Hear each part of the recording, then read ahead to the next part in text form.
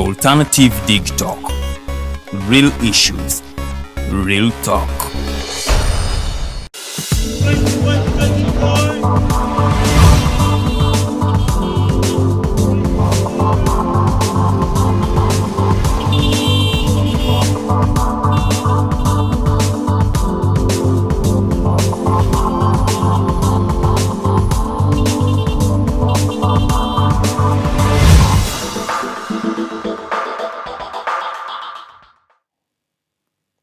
After 4 months of sitting in dissonance, after 4 months of unemployment, after 4 months of reluctancy, and after 4 months of just sitting without any purpose, we are back. Tukomyewo mbaniriza nnyo ku show ya Mwenganzi, The Mighty Drive Show. Amanyanze Edgar Matthew Karohange. Dakika zino ziri abiri zeza kaita kusaawa emwe y'okumakya. Gwe wonna woli mu kutulabira nkwaniriza mu abali ewakanga oli mu kwetegeka ogezaako kubanga oyiiya ngeri gy'onadda mu kibuga otandika okunoonya magala kyagulire eddiba oba okubanga ofuna ensimbi z'onaasobola okubanga weebeezaawo weebale kubanga otwekumiddeko gwali ku bodaboda ng'otadde earphone matu ng'otwegese obwenyi weebale kubanga oli ku Alternative Digitalk oba Digitalk TV oba The Alternative Uganda wonna gye tuli olunaku olwaleero ennaku z'omwezi 11 omwezi gwa Kasambula oba July omwaka 2022 bagambye okumala emyezi ena nga tuli mu kyeya nga tetulabikako ku mpewo eza Digitalk oba ku mpewo ya internet wano bingi ebyali bibaddewo tukomyewo ennaku z'omwezi nga bagambye 11 abatukwata nga 10th oba 10 omwezi gwali gwa March ennaku ezo zonna paka saawa zino tubadde tetuli ku mpewo naye kyassanyu ddala nnyo okubanga mutwegaseeko olunaku olwaleero. Amanya nze Edgar Matthew Karuhanga omuweerezaawo nga buli lunaku mbeera wano okuva ku ssaawa emu ey'okumakya paka ssaawa 3 ez'okumakya tubeerawo wano nga tunyumyamu emboozi. Olunaku olwaleero ttiimu yonna eya Digitalk TV weeri wano tugenda kuba nga tunyumyamu emboozi paka ssaawa 3 nga tubabuuza ye bassebo ne bannyabo kiki ekigenda mu maaso mu bulamu bwammwe emyezi ena ab'ewaka babaddewo batya mubaddewo mutya ng'abantu biki bye twayitamu biki bye twayigamu ate tukomyewo tutya nga twabagambye we are back we are bigger we are better. Ngenda kubanga mbaleetera abaami abakwatibwa n'abakyala nga tunyumyamuko emboozi nabo just okujjukizaamu okola olunaku amagye gajja ne gajja wano ku office za Digitalk bantu bangi bakwatibwa bintu bingi byayogerwa era tujagala okusooka okwebaza mmwe bennyini the fourth estate mmwe kennyini ababeereyo ne batulaba mwebale kubanga mwasharinga mwakaaba mwayogerako abaami ne basobola okubanga bateebwa n'abakyala bingi bye babateekako emisango egyabateekebwako naye paka ssaawa zino teri bujulizi bukakasa biki byali byogerwa era nga kye bayita putting the dust under the carpet bintu bingi bye baateekayo ne beebuzaabuza oba bintu bingi ebyayogerwa so ngenda kubuuza abaami n'abakyala bano kiki kye baayitamu okujjukizaako baali abantu 9 abaakwatibwa omwami Mukose Arnold Anthony Programs Director yaliko omwami Norman Tumuhimbisa Executive Director Farida Bikobere Teddy Tenjo Nabukeera Lilian Luwedde Kato Tumusime Rogers Wakefield tulyahabwe wentera okumuyita JJ Wabyona abantu bangi bambi bonna abo bakwatibwa nga obalaba ne bonna mbaleese olunaku olwaleero banyumyemu naffe nze Edgar Matthew Karohanga nze omu ku bannamukisa abatasobola kukwatibwa ku lunaku olwo nguyite mukisa oba era guba mukisa bannange neyanziza nnyo mukama ku ebyo byonna ebyaliwo naye kasita tukomyewo at the end of the day munzikirize nsooke empite mu mawulire agabadde gagenda mu maaso gye mutabadde ndyoke mbaleete mulundi gumu mbakuwe bonna bali wano banekaanekanye basajja bali so smart bali elegant at that. Tutandikire ku bigambo bya President Yoweri Kaguta Museveni nti no Uganda is a middle income country. Yo World Bank evunaanyizibwa okubanga ratinga ensi ez'enjawulo according to what they do over their income bagamba Uganda tennaba kutuuka ku lusoolo oba to the middle income status. Yo government yavuddeyo ne backinga President Museveni negamba nti no Uganda is already a middle income country naye teri yakakasiza ekyo because World Bank yegamba it is actually very wrong. So twetaaga tukole ku kunoonyereza according to the statistics Uganda eyimiriddewa kozera mawulire amalala ku lunaku olw'omukaaga waliwo omwami n'omukyala abatomerwa railway oba train wali ekinnawataka omwami n'omukyala bafiirawo saawa zaali mwenda ezo ez'okumakya ekiro ekyali kikeesa Sunday bafiira awo mu ngeri etaali nnungi bannaye tusaba Mukama emyoyo gyabwe agiramuze ekisa.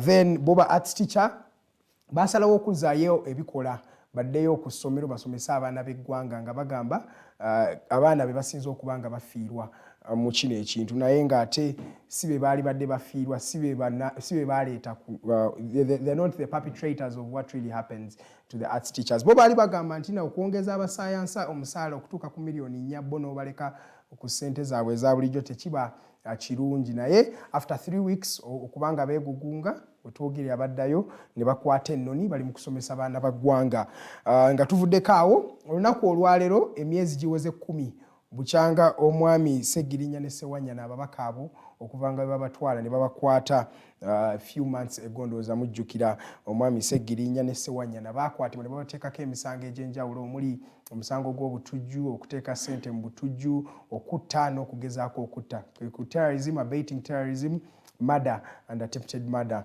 Abaami bano paka ssaawa zino bakyali kitalya bawera ennemba na misango gino twogera nga Makindye West teyina mubaka wa parliament ne Makindye ne Kawempe South ababaka baabwe tebaliiwo okubanga babagira abantu baabwe nga basakira abantu baabwe mu ngeri bwetyo. Abantu nno 9 be bafiiridde mu accident eyabadde wali ku kubo erya Kampala Gulu Highway olunaku lw'eggulo. Abantu 9 be bafiiriddemu n'abakyala 8 n'omwami omu be bafudde. Taxi eyabadde eva e Kampala ng'edda eggulu bwe yafunye obuzibu oba yafunye akabenje bambi abantu 9 bagamba mbuno waliwo one tire oba omupiira gumu ogw'emmotoka eno gwe gwayabise abantu ne basobola okubanga bafawe bati bambi obubenje bw'ebidduka bweyongedde mu ggwanga. So tubasaba mwenna yonna gye muli tubeere nga tuli beegendereza tuba tuvuga ebyuma oba emmotoka wali mu streets ez'enjawulo tubeeremu careful. Nga maliriza amawulire g'olunaku olwaleero ekiri mu Sri Lanka ndowooza abamu ku mmwe mwakiwulidde wetwogerera nga president agenda kuba resigninga mu kifo kye ennaku z'omwezi zigenda kubeera 13 omwezi guno. That means on Wednesday tugenda laba president wa Sri Lanka omwami Rajapaksa Gotabaya agenda kubanga asuulawo omulimu. Jjukira abantu beeteekamu omuliro ne beekalakaasa nga bagamba ebyenfuna bidobonkanye ate n'omwami ono Rajapaksa ne famire ye bongedde okubanga beddiza eggwanga lino erya Sri Lanka. Wetwogerera nga baminisita abaadde mu gavumenti ya Rajapaksa omuli abaana be ne ba Kizibwebwe ne ba relatives ab'enjawulo bonna basuddewo tawulo. Wetwogerera Rajapaksa yekka yabadde tannaba kusuulawo tawulo naye nga yagambye olunaku olwokusatu oba 13th of July guno omwezi gwennyini agenda kuba asuulawo enkesi oba agenda kubanga asuulawo omulimu ogwo anoonye omulimu omulala kubanga abantu ba Sri Lanka bo baaganye. Ndowooza ojjukira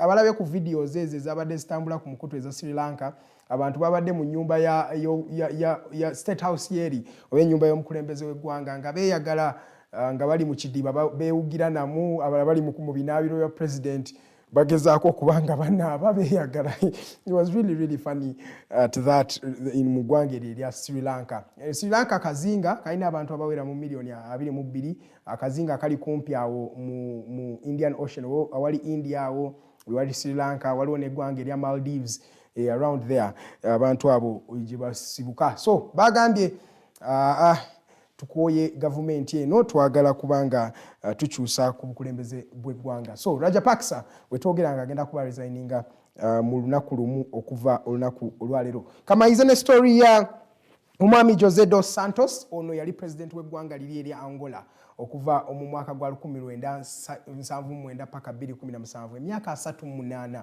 ng'omwami José dos Santos ng'ali wali akulembera eggwanga lino erya Angola yavudde mu bulamu bw'ensi wiiki eyo ewedde. Omwami ono akoze bingi era alijjukirwa mu ggwanga lino erya Angola kuba yali president waabwe owokubiri n'abafuga ebbanga erisinze obungi bukyanga bafuna obwetwaze emyaka 38 abadde afuga lino eggwanga. Eggwanga lino yali alifugira Angola yafuuka ensi eyokubiri mu kufulumya amafuta ku lukalu luno lwa Africa era nefuuka ensi eyokusatu oba third largest diamond export okubanga bafulumya diamonds abasajja bano aba Angola. Naye okubanga balina ebyobugagga webityo tebireflectinga mu bulamu bw'abantu baabwe obwa bulijjo because twalaba abantu bangi mu ggwanga lino erya Angola nga baadde bayita mu mbeera etali nnungi ndoza mujjukira emabegakaawo waliwo ne natural calamities ezaali ziba affectinga. So Angola tefunyeemu nnyo mu bukulembeze bw'omwami ono wadde ebyobugagga byali bingi naye nga kigambibwa nti famire y'omwami Jose dos Santos baafunamu nnyo omuwala we wetwogerera paka ssaawa zino ye mukikazi oba omukyala asinga obugagga ku kontinenti ya Africa. Babalirwamu okubanga alina ebyobugagga ebisoba mu buwumbi obwa $3.5 $3.5 billion net worth omuwala wono Jose dos Santos batera muyita Isabella dos Santos. Omukyalo oyo ye yali akulembera oil company mu ggwanga liri erya Angola naye omukyalo oyo yakola sente zaali nyingi at the end of the day sente ezirina okubanga zaali za omuwi w'omusolo mu ggwanga erya Angola. Omukyala Isabella dos Santos ye yali azeddiza n'afuna obugagga era wetwogera nga mukazi mugagga wadde ebyobugagga bwe mu ggwanga erya Angola byo baabiteekako envumbo nga bagamba ayina emisango gy'alina okuba nga awera ennemba nagyo omuli emisango gy'obukenuzi egy'okubba egy'okujingirira oba forgery bintu bingi omukyalo oyo muwala wa Jose dos Santos byakola nga bakyali mu bukulembeze wonna wetwogerera nga famire ya Jose dos Santos yafuluma mu ggwanga erya Angola tebakyabeeramu babeera Bulaaya nga beeyagalira mu nsimbi ze bakola we baali mu buyinza. Eddakiika zino ziri 3 ezakayita ku ssaawa emu ey'okumakya ngenda kuba mpumulamu katono wenkomawo mwami Norman tumuhimbise wali wano akulembera Digitalk TV era National Coordinator wa the Alternative Uganda Social Movement. Ngenda okubanga ntandika naye atunyumize kiki ekyali eyo gye tutaali.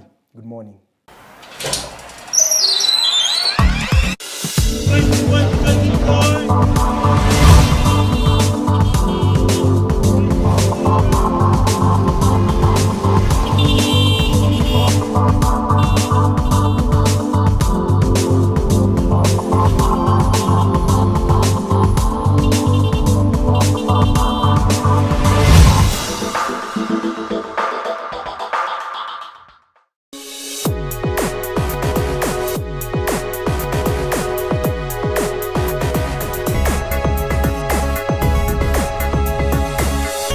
Alternative Digitalk.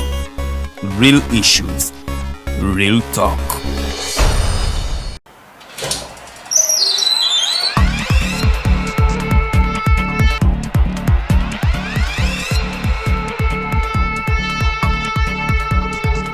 You have got to get up pretty early to go do something.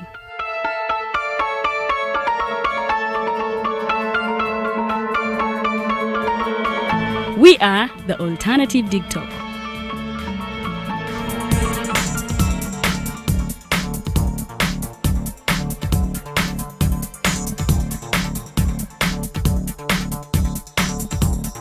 With our mobile studios, we are redefining TV presentation just as technology is setting the pace. We are blending our approach with fresh, perspectively designed breakfast show, The Mighty Drive, informative and entertainment show, exclusive and live interviews. President Museveni wadde juzi namulaba apima akawunga kilo 2 tasobola kalya nini bwaba alya kilo 5 oyannema okuliisa eggwanga ne bwe limundekera. Njagala kwebaza the Alternative Digitalk etuwadde kano ka Mighty Drive era n'abatuwuliriza bonna abali ku mikutu njagala basaba mugendo mu maaso n'okuwuliriza. All given to you just a click away on your phone, tablet, laptop, and smart TVs. As we are streaming live on our social media platforms, on the road and on the go. We are the Alternative Digitalk.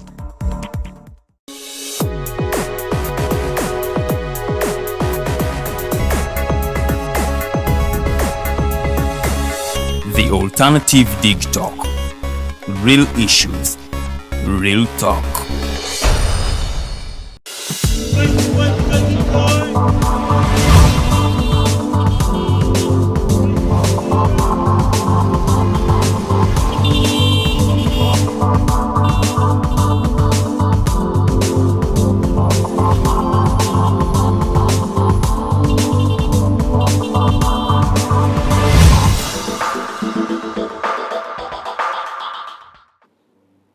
welcome back from that short commercial break. You are still watching Digitalk TV. My name is Edgar Matthew Karuhanga, your host for this particular morning. The show is The Mighty Drive. It airs every Monday to Friday from 7 a.m.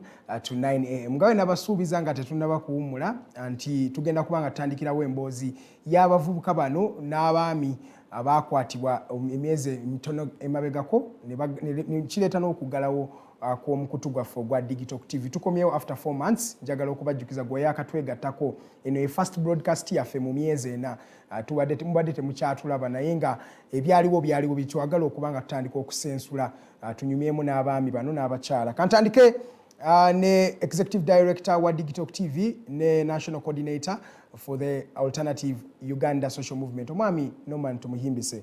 Mr. Norman Tumuhimbise, you're welcome. Thank you, Edgar. Good morning, our viewers, and we thank all of you for your patience that you waited for us for this long, and by God's grace we are back in style and stronger than ever before. Oh, I like the word in style. Naye tusooke tudde mu lulimi lwaffe luno olulira nnaka kubanga njagala abantu bakutegeere bulungi ng'osensula ensonga. Mr. Norman, oli otya gwe ng'omuntu? Tetubayangako bulungi, that's factual. Naye nebaza bannayuganda bonna abatugumiikiriza ebbanga lino lyonna mwebale kuteeramu essaala. Mbadde wano era nenzijukira nti bwe mubanga mutuma abaana amannya era mubeere nga beegendereza n'akakyakanzija mu mutwe nti nze tumuhimbise, tulinawo tulyahabwe, tulinawo tumusiime, bigeekiso gonna gatambulira mu ddiini geetoololerawe, tumusinze ye tumusiime, tulyahabwe kitegeeza tuli ku lulwe, tumuhimbise tumusinze again. Waliwo ne Karuhanga Katonda. So I think it gives us a big picture that we are believers first of all, and there is no situation that will forever be permanent. So twakomyewo tugenda kukisabula era nga bagamba mutambuze video kyakubagamba kirala. Emyezi ena emabega ekifo kino kyasalibwako mu lulimi lwaffe olw'ekivubuka. Bannamagye ne bajjula wano ne beekulungula ekifo kyonna nga bonna banoonya linnya limu Norman Tumuhimbise, ani Norman. Norman, what really has transpired on that fateful day?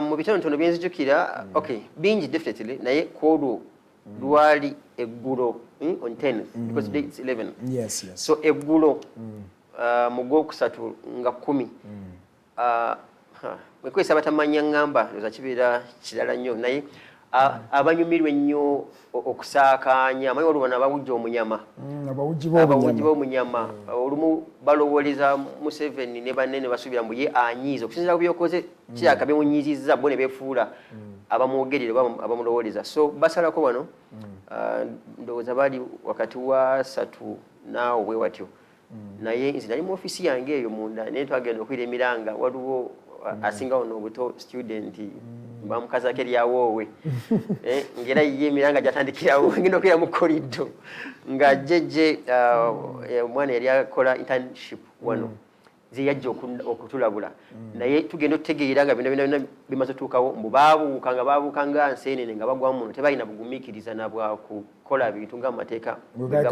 galagira.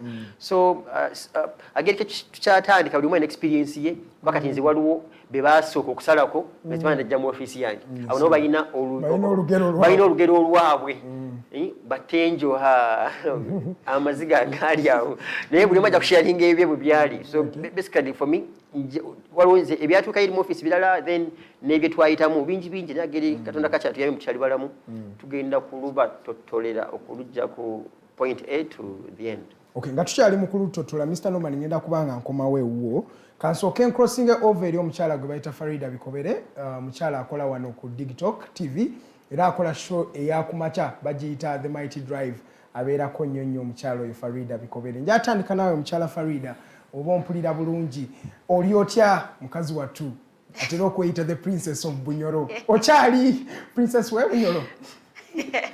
Munnange nno seeyita neŋŋandi so ebigambo oluganda tulutereezeemu kaawo kati seeyita bweyisi naye ŋŋandi.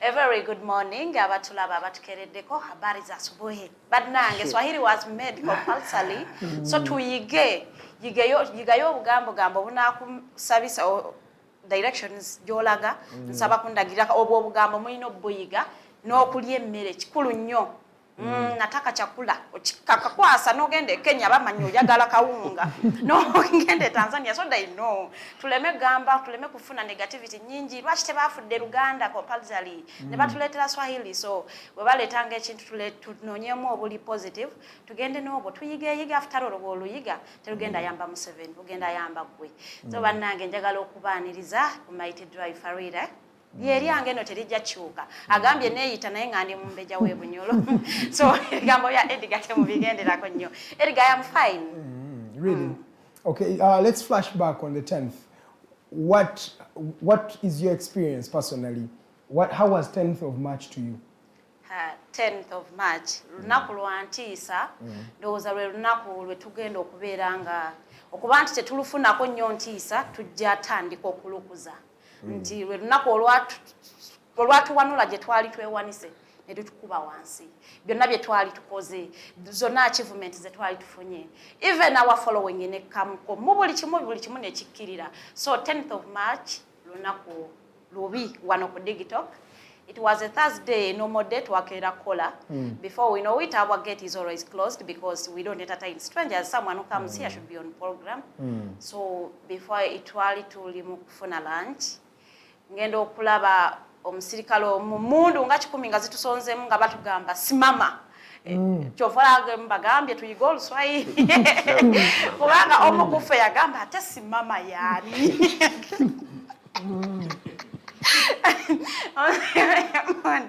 People were in plain clothes abamu nga bali mu uniform naye abasooka okuyingira okutekamu ey'entiisa bali mu plain clothes naye nga batusonzeemu mu kusookera ddala nali mmanyi babbi ba mmundu nga muli mutima ngamba hakiraikano babbi ba mmundu bazze uniform bagenda twala ki but before you know it nga ndaba abasajja aba SFC buli kitongo kirabika ekya security kyagwayo mu Uganda wano ndaba aba SFC ndaba aba Red Top ndaba bonna nga batu bonanga banonye mmwe I do not want to narrate the whole thing naye ekubo because tuli kukubo bali salako nga teri motoka yambuka yaddikirira so you would think be batwala batujju nti oba kirabika fa abali baweesa bombs zineza kuba Kampala waneno ku ngeri gye batukimamu so 10th of March lwali lunaku lubi ddala naye twebaza Mukama nti we are back we are strong and we are better we are even stronger because kye twali tutya bakitulagakokko so we are no longer scared of that so we know ne wena tunakuba story ya fera CMI ejja tukima batukole bye batukola mutuse wansi but we shall still stand up okay tugenda tuuka ku biki bye babakola because kirabika we wali ekinyusi kyennyini gwe yakatwegatako oli ku program The Mighty Drive wano tuli mu kunnyonnyola tuli mu kwogerako ne banna abaami n'abakyala abakwatibwa ennaku z'omwezi 10 omwezi gwali gwa kusatu abakwatibwa bangi tebateekerwako misango naye babatwala mu bifo bye twali tutegedde paka we babata ng'abamu tebabataddeeko na misango gyonna abalala ng'ebintu byabwe tebitegeere njagala just boyennyini bakunyumize biki byennyini ebyabaliko so gwe yakatwegatako manya tuli ku the first broadcast after 4 months emyezi ena nga tuli awo nga tubadde tuli outside nga tetulina kyetutegeera kigenda mu maaso tuli unemployed broke and very very poor kancrossing over eri omukyala ndooza Teditenjo Nabukeera kuba naye yaliko omu ku abo abakwatibwa kwolwo olunaku lwennyini Teditenjo bw'oba osobola okumpulira mukyala Teditenjo how was your experience back on the 10th of March 2022 we mwajja ne babakwata Teditenjo Nabukeera nawe yennyini wali omu ku baakwatibwa mu olwo olunaku kyali kitya well neyanza nnyo omwami Edgar njagala okutumira ku batulaba era gye musinzidde abatulabira ku masimu abatuulirira ku masimu kwa kyemanyi Alphonse wa banked so right now chacha kitwogera si kya kwekweka I know CMI must be listening in or even watching abatulaba yes mwebale twagala naffe tubaagala about the experience well as a young person I mean I'll call myself young because we both know I am young who doesn't know that I am young about the experience it is never a good experience because when I imagine omuzadde ali atulaba oba my fellow young people Actually, there is this arrest, which when you have done something wrong, and the arrest when you don't know what you have actually done, because you are told, simama, do not talk, do not speak. By the kanokanka say, go and ankubira ngoyogera mu Luswahili. Ngenda ku blocking ebye tukubira sima yanga. Mina jiwa sima bishishi ngenda ku blocking. So despite the fact that it's a national language, the tembingambe kwanze bera manyi musirikale yankubidde. So yes, my experience. But on that day itself, the 10th, nga bayingira kusawa nga 8 nga Teddy oli kulanchiyo, what came to your mind really? Single luma nali sinalya ngenda kifuna bufunyi mere ngenjale numa because right for a meeting it's around 2 oyimanyi nawe tonalya afabamu abana abato okakuwa tonalya la breakfast kwanga economy eriwe but so olya kimunga kya mugaso so olinze kalanchako. The first time nalabe mundu ngensemberedde for some reason nali manyi I'm not making it through the next day and the Sarah said nasaba Friday candles are solo zibagamba. I was praying the whole time praying kama first of all I don't know what I've done. I'm not allowed to ask, I'm not allowed to speak. It was so traumatizing and scary because nze nali manyi abawamba like kwanga oli stories abawamba obukulembeze babelanga musiko nga abagwako bugwi bichi yo bote yabatekanga musima bisapatu na maisawa batukuwa amasasi ne tufa oba bazze kuwamba oba kitongole. I didn't know what was happening. For starters, I'm not accepted to speak. It was traumatizing at some point because like who comes not angamba what I've done and like sit down, don't speak, don't smile, don't talk.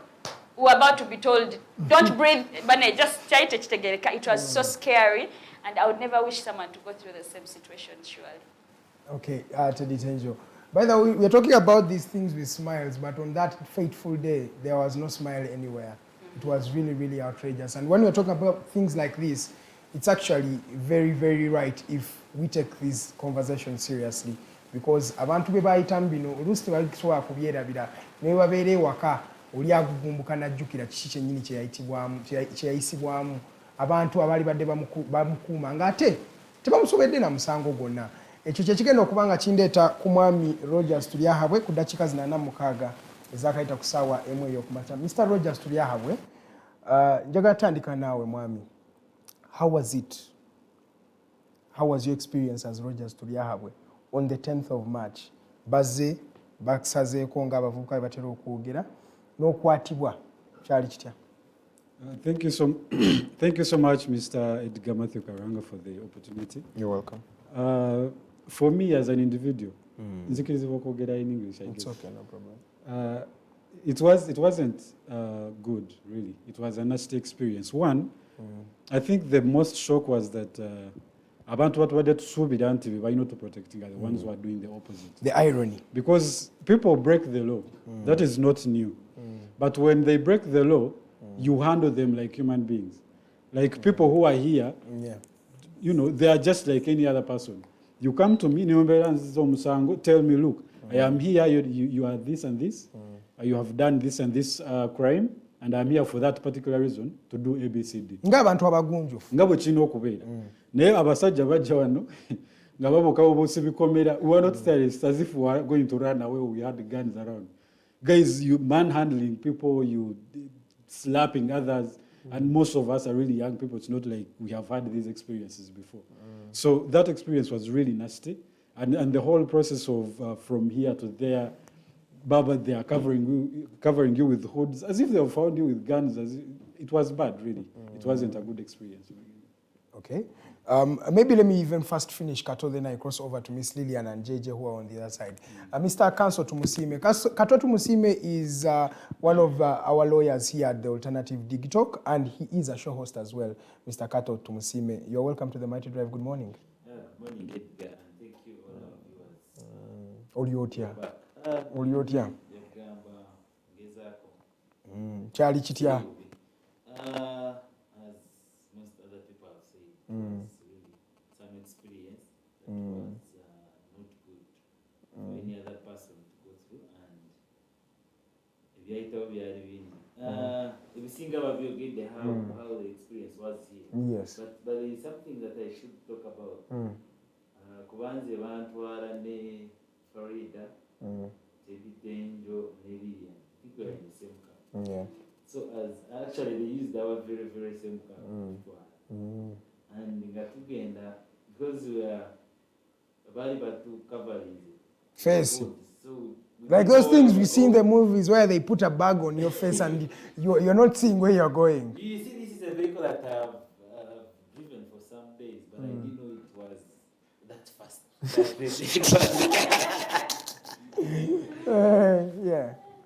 Yeah. The speed, omusajja yali atuvugirako, I didn't know that was the same vehicle that I used to drive sometimes. And nzijukira, we reached somewhere, and one security officer, mwerabidde erinnya, he told Farida to remove the hood and see. So Farida removed the hood, and he asked, where are we? Farida said, I don't know. Then Farida asked him, but officer, why you didn't even arrest us? Where is the arrest? The warrant. The arrest warrant. Then the officer asked Farida, and he was like, who among us was slapped?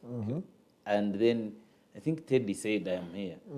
Then the officer said, that is the arrest warrant that we've given you. Do you want some more? That arrogance. Arrest warrant Louis. For courtesy of our viewers who are watching us. He said, Yamugamba, mbo, arrest warrant eriwa. Amugamba, ani gwe bakubye slap. Nti waliwo omu gwe bakubye that heavy slap. Ono nagamba, I'm here. Nagamba, that's the arrest warrant. Tukongere endala. I find out, I was like, no. So that was the experience. As we were on the way. So, ebyaddawo ebirala, I think tukyalina akadde. But it was a terrible experience and a bad one. Okay. In a country that we believe that is democratic, the country that we believe that believes in the rule of law, that was something that we should condemn, and something that is unbelievable, unconstitutional, and unlawful. Actually, barbaric in somebody's name. And actually, that proved that we have moved from the Banana Republic that happened. Now we are in a Cassava Republic, because everybody does what they want to do at whatever cost, and they have no sorry in whatever they are doing. I will ask you what next if we know we are in a Cassava Republic for now. But before I ask that, let me cross over to a very young, charismatic gentleman, the youngest on the team by that time, an intern who was just learning the art of telling stories right here at the Alternative Digitalk. He is a student from the Uganda Christian University, Mr. JJ Wabyona. Mwami JJ, oba mpulira bulungi ssebo, njagala osooke otuviire ku ntono. Kyali kitya gwe musajja wattu intern eyali okusoma amawulire ku lunaku olwo lwennyini nga balyoka bakugajambula. Tandikiraawo wennyini ssebo. Thank you for this opportunity. My name is JJ, just like as you said it. It was really a bad experience in the first place. A lot has been said, and something that beat me up, that broke me up, that keeps on breaking me up, is that government is coming up with different projects. For example, I would give you the parish model in a sense of developing the youth. So what am I trying to mean? Yes, sir. When government comes up with such programs to develop the youth, it's the same government that again is against the youth. It's attacking an organization that is made up by the youth. Youth best. So literally that tries to show us that it just comes up with avenues of stealing, I would say, due to lack of a better word. That the parish model, it's a fine project aimed at developing the youth, saving the youth. But the fact that government is attacking entities or institutions or organizations that are developed by the youth, it's something not good. Okay, yes, that may be right, which is actually so right. But Mr. JJ, you as Wabyona, on that fateful day, what came to your mind? You, a person who had just woke up in the morning to just come and do your intern like you have always done, and you were incarcerated, you were taken away for more than 3 days in oblivion, because, by the way, just to inform you, we didn't know where you guys were by that time. Everybody was telling us, everybody was telling us their own story. So for you, in the middle of that ruckus, just a journalism student, What came to your mind on that day? Frustration. I was really frustrated because I wasn't expecting something of that kind. It was my first time seeing the people that are supposed to ensure security jumping the fence, and then they're like, "Mama, you understand?" They're pointing at us, guns all over. You know that kind of situation. I don't know if you've been in a situation whereby thieves have attacked you. That kind of fear you're in. So it was the same situation, I would say. Thieves attacked us because they just jumped to the fence. You get the point? You've dubbed them. We didn't allow them in. So they just jumped to the fence, and when I met them, like I was going for lunch. So when I met them, I was like, what's happening here? Very first, I had to inform my boss, told him what is outside, and then he was like, okay. He didn't panic. That's something that surprised me, actually. He didn't panic. He was like, okay, it's okay, it's okay. So for me, I went back, so they grabbed me, took me to the reception, and they were like, sit there. Took my phone away from me. But to cut the story short, I would say it was frustrating for a young person like me, a young journalist like me, to pass through such kind of situation. But while at school, we always told that that's life. Okay. Yeah. That is life, actually. Life in Uganda here. It is like that. But I wonder, how would Norman Tumuhimbise not be scared at any moment? I'll ask him that particular question.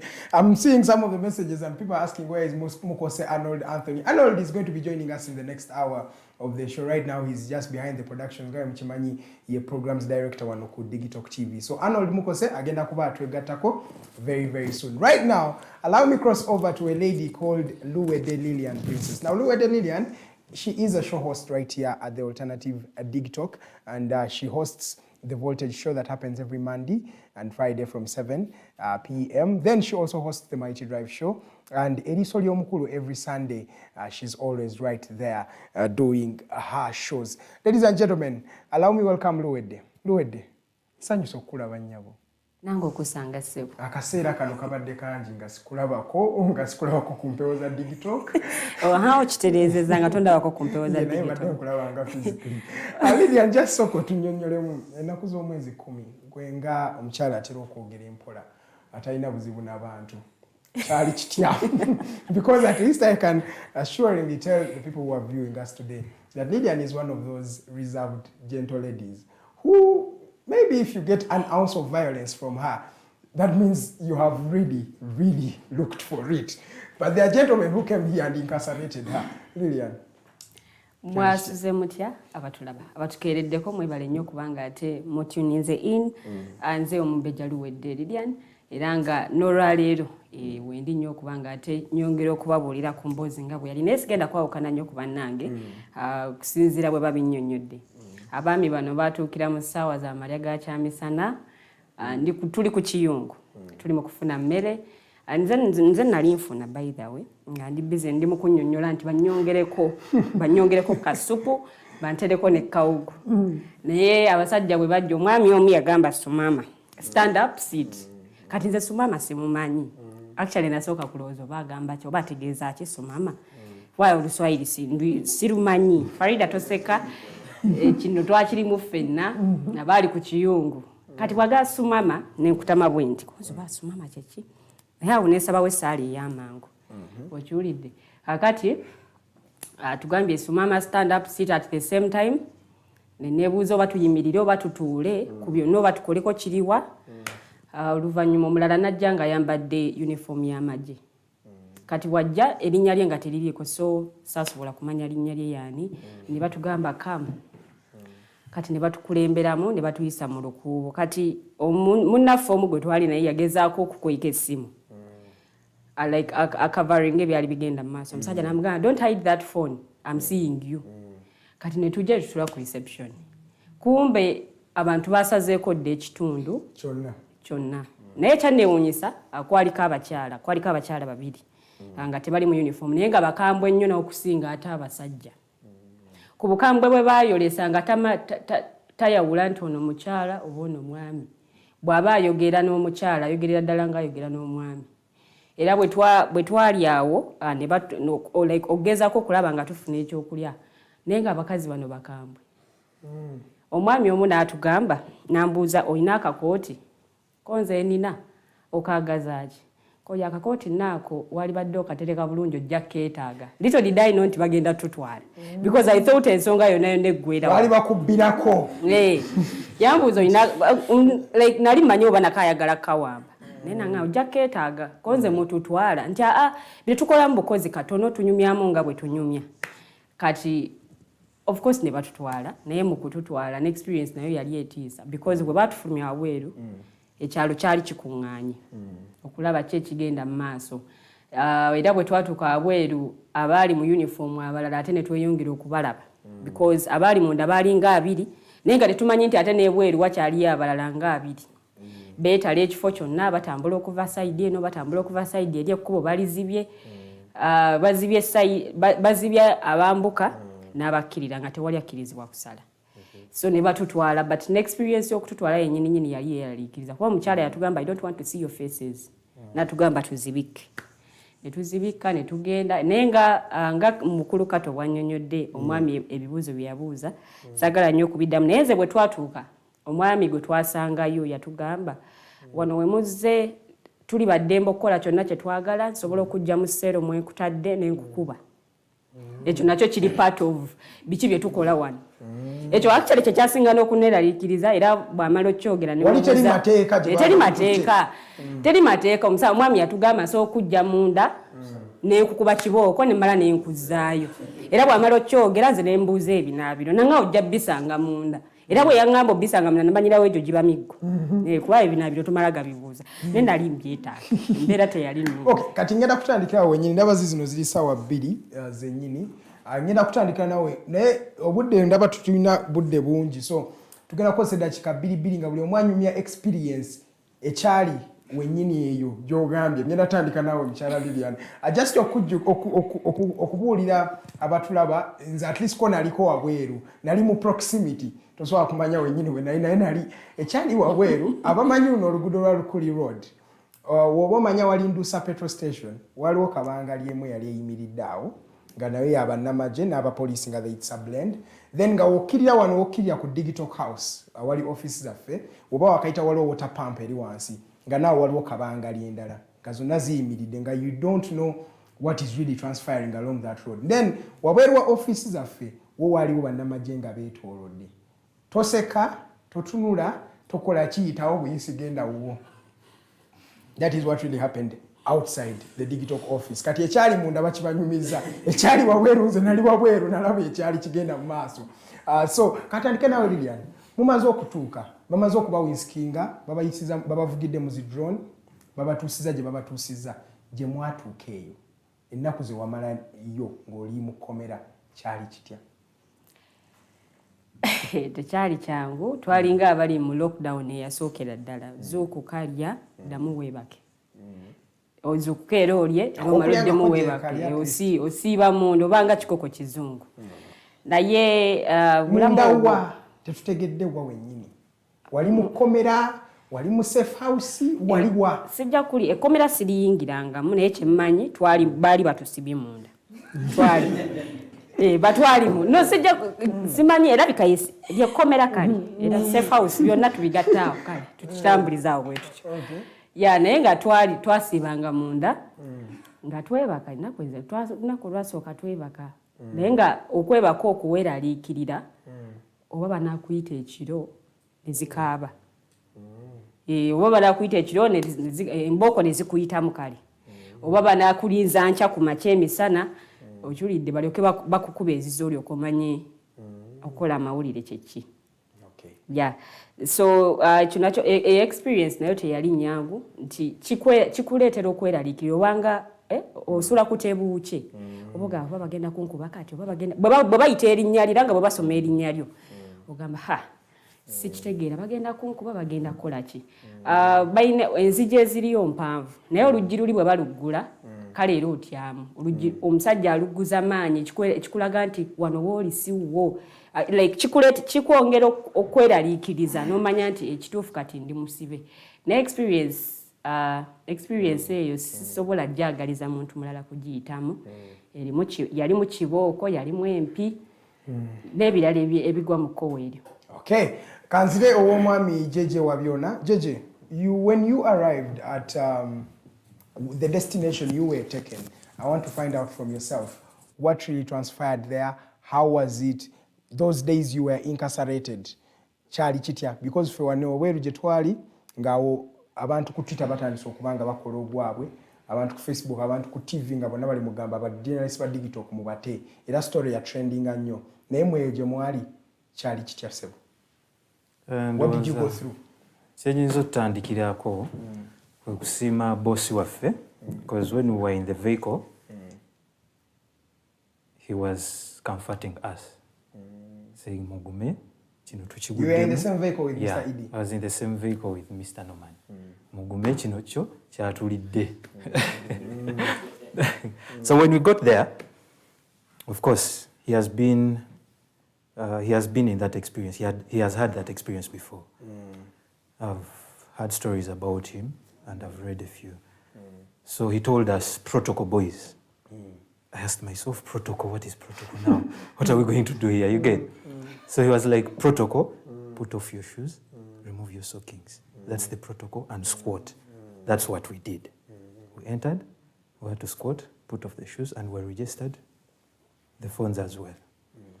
So they told us to enter the cell. So that's where the bad experience began from. So we're now in the cell. What was that bad experience, sir? And it's now I'm going to talk about. So we're entering a cell that already had a total number of 50 prisoners. Because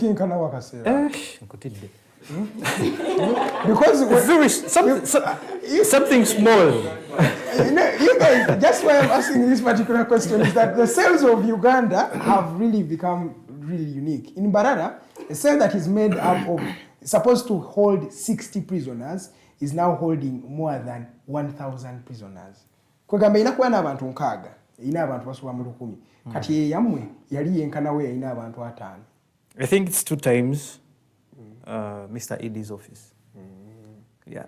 So you can studio ya Digitalk, nga studio ya Fewa. This one is too big. It's even big. Too big. So we enter the cell. I'm like, where are we going to begin from? And then the PD is like, you guys, let's stick together. Let's stick together. For me, I'm already frustrated. And I'm like, what are you talking about? You get the point. So we enter. So the moment we entered, you know what happens? You have to look for that position where you're going to... You get the point. So we are looking for the position and we are going there. They had guys like, yo, Dawali, a fellow prisoner, you get? I'm like, shit, what's this? Dawali, squat there, we squat. The guy is like, you guys are going to narrate us what has caused the arrest. You get the point? So we are told to introduce ourselves. We did that fine. We are introduced to the PR. And I'm like, who is the PR now? The head of the cell. The RRP. The RRP, yeah. Sorry. The RRP. Yes. That's how bad it was. Those are the effects. You end up forgetting some of the words. Up to now, I'm still fighting that. So we face the RRP. And then you're like, who are you guys? We are journalists. Okay. You're now going to give us the news out there. So what beat up my mind? One prisoner asked, did Bobi Wine win the elections? Do you know what that meant? Did Bobi Wine win the elections? That means the prisoner has been there for quite a long time. And the other thing, that meant people are there without trial. And it's fine with government. Natikati kyengamba abantu bali mu kkomera naye nga tebalinyangako mu kooti. Okitegeera? Government ejja kuvaayo ekugambe security ffe tuli fine okitegeera democracy is there okitegeera naye nga abaana bali eyo mu kkomera bamaze emyaka 2 tebalinnyangako na mu kooti tebalabangako na mulamuzi jeje akadde tubadde tulina katono naye njagala nsooke crossing over kubanze emboozi yo at least ko nyinza okuba ngimanyiiko katono waliwo awaali ku miggo njagala tusooke tubuuke tudde ku miggo egyo ku miggo I think it was a Tuesday no it was a Monday nga batukima they used to pick us every morning from the cell to some place called Embeera CMI tutuukayo kati bwe tutuukayo batugamba squatinga omusajja yava eri nankuba omugongo wange nga tewali kiriwo nga sina kyenkoze you are just there and someone comes and beats you you know right Mama, what kwegamba eyo gavumenti gye tulimu okitegeera kati olira seconds asatu omusajja asanze out of the blood akuba omugere kati okulaga mbuno gavumenti is so fine with it omusirikale yaveeri nga bali mututunya kubanga enjala zange bazikuba ne bankuba wansi ne bankuba emiggo mu mugongo I was even slapped so ekintu ekiraga mbuno gavumenti yo eri fine nakyo omusajja yaveeri n'agamba you guys I want you to be so keen when they are coming up with the budget when they are reading out the budget there's that section they call miscellaneous do you know what it is omanyi ku lwaki bagiteekawo yeyabwe it is meant for security for organizations like this one and what do? We kill stupid journalists like you. That is a statement here. We kill stupid journalists like you. Okay. Thank you so much. We are not stupid journalists. That's a good thing. Before I go for the short commercial break, allow me cross over to Mr. Norman to Muhimbise. Because, Norman, I want to pick your mind. You are with these young people. You were the person they were looking up to. They are becoming strong towards. Where do you get the guts? That is the first thing. For you to do what you do. And how comfortable are you in times of calamity? I think it's now how do I even mention it? You see, listening to young people also narrate the other side of the bridge, and you're onto bridge A and they're onto bridge B, sometimes it breaks you down. First of all, we weren't put into the same cell. It's something that perhaps the team will also share. And it's always done to break the team because literally once they put you together, this is how you console one another. So they break you by dividing you into different groups. But this is particularly to say, as someone who trained for some reason with some of the, in quotes, thugs, is I know the protocol, so I know what they want to achieve. Even banging the doors as they open, it's meant to traumatize your psychology and it's as if the hell is opening. Yeah. So for me, I was feeling sorry for everyone over them because literally to date, I still believe that they could have thought if it wasn't Norman's books, maybe we wouldn't be in this madness or otherwise. And then for the ladies, definitely have heard Lillian say she's not sure, she hadn't been there, so she didn't even know whether she was locked in a safe house or in a she doesn't know where she was. So as long as she knew it, they used to open the door and close that door. So to say, but also we had had a scenario analysis meeting, and I want to believe did some bit of comfort and hardened their way of seeing things. For example, each one of us went through personal trouble. I am just hearing it now that while he was with them, that's when such shameless, orthodox, ill-reasonable beings in the skin of a human being can foolishly, on our taxes, have the guts to tell a young graduate that, look, we have a miscellaneous budget and this is for stupid people like you. then you wonder between It's the to two. kill. I want you to paraphrase it to right. kill, To kill stupid journalists like you. And he's holding, you see, that's how stupid some, not gentlemen, some thugs in government think and reason. You hold a gun Yes, please. that has been held good years ago by another person. You get, it's not a personalized weapon. You one day leave that weapon. You see, even when you point that pistol or any other weapon onto any other person, think, are you the first person to hold that gun? It's been, I mean, those guns have been there as early as 1960s. You die, it is passed on to another person. And then you foolishly come and brag towards he who pays your salaries. Because every single tax... your food, your rent. Because literally even the flag they have onto their shoulder, it shows it's a Uganda flag. Okay. No, but Otherwise just to ask, because we have to go for a break, last one, what really fuels you as an individual?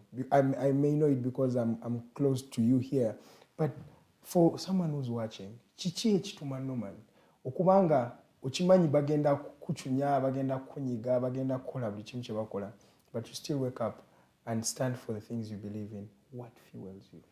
Yeah, there are two analogies that I'm going to apply here. It's one, I have, my parents have faced lots of monsters. Because they weren't successful into fighting the monsters, I am facing the monsters. So if trouble must come, I want trouble come today, I fight it so that my children can live without trouble. Yeah? Secondly, the other analogy is about a toothache. You know, when you pluck it out, there will be definitely some little bleeding and some pain. And that's the little bleeding and pain that we should sacrifice if we want to feel comfortable. Otherwise, we shall hold our cheeks forever. So there must be those self-driven troubles that lead us into doing something that we do, not me alone. I'm glad that all of these gentlemen and ladies have now matured.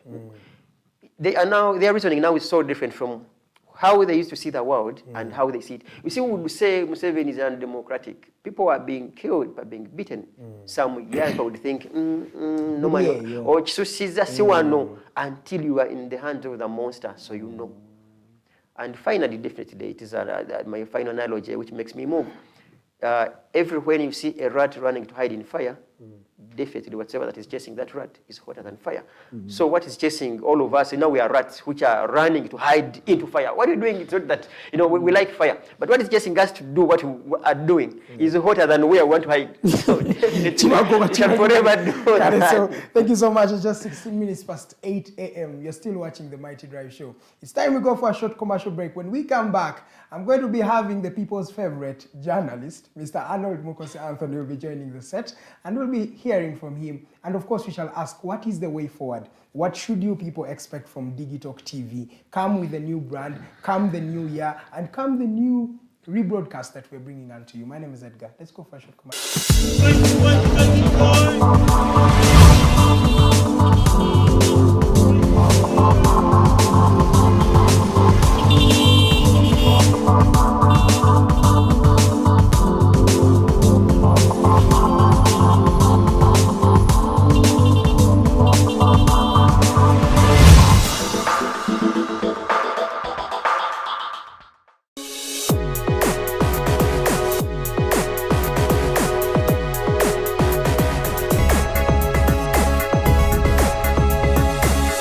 The Alternative Digitalk. Real issues, real talk.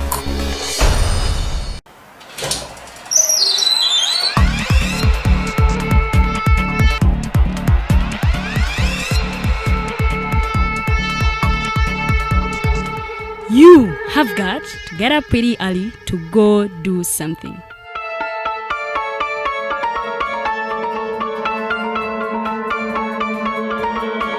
We are the Alternative Digitalk.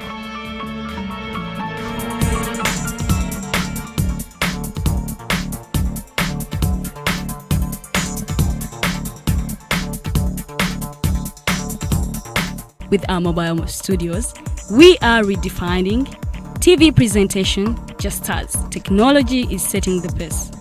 We are blending our approach with fresh, perspectively designed breakfast show, The Mighty Drive, informative and entertainment show, exclusive and live interviews. President Museveni wadde juzi namulaba apima akawunga kilo 2 tasobola kalya nini bw'aba alya kilo 5 oyannema okuliisa eggwanga ne bwe limundekera. Njagala kwebaza the Alternative Digitalk etuwadde kano ka Mighty Drive era n'abatuwuliriza bonna abali ku mikutu njagala basaba mugendo mu maaso n'okuwuliriza. All given to you just a click away on your phone, tablet, laptop, and smart TVs. As we are streaming live on our social media platforms, on the road and on the go. We are the Alternative Digitalk.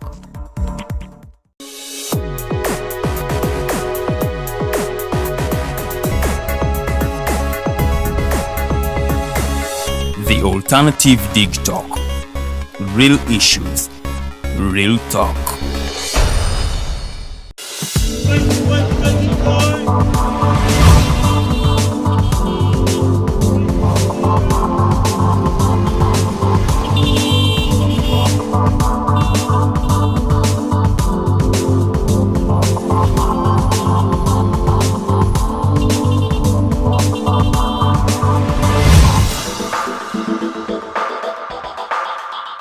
Dakika 25 ze zakayita kusawa 2 ez'okumakya okyali ku program bagiyita The Mighty Drive Show amanya nze Edgar Matthew Karohanga yenze muweereza wo olunaku olwaleero ebigambo ebibadde mu ssaawa yaffe esoose mubaddemu omwami jeje wabyona nga atugamba the miscellaneous money is for killing stupid journalists like you ebigambo ebyo byamugambibwa omu ku bantu abaali bamusibyeyo gye yali tukyali ku lugero alwa bannamawulire ba Digitalk TV abakwatibwa ennaku z'omwezi 10 omwezi ogwokusatu omwaka 2022 okuva ebakwatibwa tubadde tumaze emyezi 4 nga tetudda ku mpewo leero lunaku olusookedde ddala era tubadde twagala twanjule n'abaami bano n'abakyala abayita mu mbeera eyo batunnyonnyole kiki baayitamu bali batya ssaawa zino ate kiki tuba tusuubira okuva mu bo come today and the rest of the days to come because the Alternative Digitalk over Digitalk TV is back and they're actually saying it is even bigger and better. Okubajjukizaako olunaku lwaleero ku ssaawa emu tugenda kubeera ne hotline egenda kubeerawo wano ku Digitalk House tujja kuba tubaweereza kuba ssaawa emu zennyini omwami Comrade Tiff agenda kubeerawo Abdallah Tiff ng'akuweereza tulina bingi temubisubwa right at that. Kangende ow'omwami Arnold Mukose Anthony andi wano on my left kantandikirewo mwami Arnold wasuze otya ssebo? Nasuzeyo muganda wange wasuze otya? Nasuze bulungi. Kyali kitya ku lunaku z'omwezi 10 omanyi gwe oli musajja munyumya so ngenda kuwa eddakiika 3 osooka otunyumize kyali kitya sijja kunyumya akyali kitya then otuuka eri experience yo era yali etyeri lessons kizoyize but before bambuzza wano nti nga toyogedde ani agenda obeera hotline show omukyala Winikiza yali leader of opposition mu ggwanga lino erya Uganda yagenda okubeera naffe olunaku olwaleero wano ku the hotline show n'omwami Abdallah Tiff tandikirawo omwami nga bagambye nze Mukose Arnold Anthony kyasanyu nnyo okubanga olunaku lwaleero tukomyewo ku mpewo nate oluvannyuma ku 12 gy'emyezi 4 nga temutulwako si lwakuba ntwali tukyagadde naye oba oliawo abatagala amazima n'abatagala tukola bye tukola bakirabanga fe abakutte mu liiso naye munnange ebiseera ebisinga ekiwundu kiruma naye ate bw'ogumiikiza ne bakinyiga oba oliawo babayambagwe naffe tetulumba mu gavumenti naye twogera ku bibi oba oliawo bitagenze bulungi mu gavumenti nnaku z'omwezi nga 10 ogwokusatu lwagenda mu byafaayo mu bulamu bwaffe n'abazzukulu bagamba nti lwali lunaku lwa ntiisa lwakyanga olunaku olulala naye munnange wawongeranga ebintu bikyuse ng'oba oliawo mutabani wange jeje wabyona ali mukaabira mu safe house naye nga sisobola kuba nti bali bamukubye naye experience gye yali ayiseemu olunaku lwasooka balina ku lwa tabu ebisinga byogedde naye nze ng'omu bino byonna babikola muwala wange Lilian Edward yakuba obubonero like nga tabitegeera yasaba essaala kuba twali mabega nze Lilian ne Farida nga tufuna mmere aba plane ne basooka bayingirawo ne mundu nesoka ne banga alota nga nyanga alaba after akwatanga bitimpa tukola mu mundu kane memo nesoka ziduka speed ne ngamba oba ndi mukuzanya oba ebyekito ngina kulaba ennondo bya ddala musajja agamba kachin kwanza nayinyimiridde kandi abali batudde nga bagamba simama kane ngamba nze ayimiridde ngamba ntule ate olwe bagamba yimye kane like ebintu byabeerawo babagamba simama bali basimama ayo bagamba kachin kanyaso kantula natula experience yali amandi yawo mukakuba kaleno ngena yo fulmayo abali mu uniform za majja tamanya ati kaweddemu ona babisizaamu teddi wanga bamwisizaamu MP naye nga kimukubye MP kiki waliwo officer omusirikale eyabuuza ekibuuzo kati ono tenji abanga respondinga omusirikale omukyala ate gwali obedient muzadde tamanyo nabuuzizza ki obona amuddamu ki yajja mukona kubiri tona kyogera kainebuuza ono bamubuuza is responding ate gwe ozomukuba ntwaji ayogera biki so mu mbere nga tebakiza omwenye tutunulira munno bwoti kubanza tugenda kuva emanju nga bakutte jjejje bamutandika empingu bagamba ye Arnold kuba bajjanga amanya bagala Norman Arnold ne Farida kati nze ngenda kuva emanju okufuna emmere nga yejjejje musajja wattu aliko empingu nga obulawulo bwa actually bagamba labika yono onalayika ye mugaza kati nakutuuka nga bagamba Arnold kati bagamba Arnold sinengamba kati bambuuze nyina bagamba nze mukose Anthony already Arnold bakola ki bamulina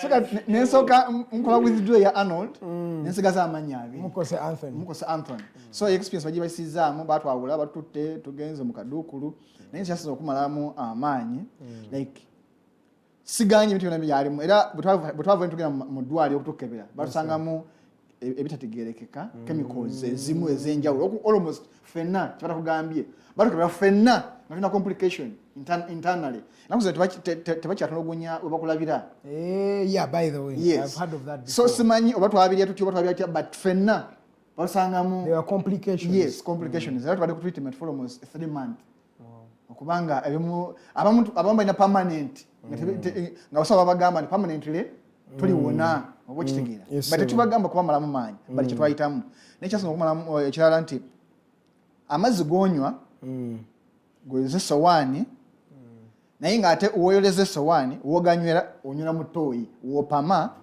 wooliira woyoleza essowaani weweyambira no it's a Luganda word ate njoga Luganda omanyi saagadde nnyo nyokolaga ekifaananyi tokya gye twayitamu saagala nnyo kubiikirira omanyi dictator obanga ota message nenjagala omulabi waffe akitegeere kyetwayitamu nti wooliiridde weweyambira woyoleza sowaani wosenyekeza buli kimu naye ekisinga okwewuunyisa simanyi abasiraamu baganda baffe kyebakola gavumenti simanyi because twali like beyond 60 people cells because twasanga abantu bali beyond 50 naye nga abamu bali as below as 16 years of age they are incarcerated yes naye bamazemu emyezi 6 myezi 8 tebamanyi nanaku tebalina nasuubira fuluma naye basiraamu era naffe ebibuuzo batubuuzanga bakubuzanga bambuza ebibuuzo bina ekisooka who funds you nebuuzo nze okuba munnamawulire mala kufuna funding okuba munnamawulire ensonga y'okubiri nkwagala ki gyolina n'abasiraamu kati nebuuza nze okuba nemukwano gwange musiraamu musango ensonga y'okusatu wasemba dy ogende Rwanda econgo oba etanzania nengamba so even traveling across East Africa musango ensonga eyalinga eyokuna ani akuwaga kati nebuuza nze okera kumacha nenjoga ku kikyamu kyemukola ebaayo ampaga so nti experience nene naye bisebisinga twagala nnyo kujogera nti omulabi waffe omutiitiizi nze kyokulumba jakola withdraw oba kitegeera ate nga wetutuuse tulina kulumba bwolaba ekikyamu kyogereko abasiraamu balina ebintu bisatu bagamba bwolaba ekikyamu either kitemeko kijjeewo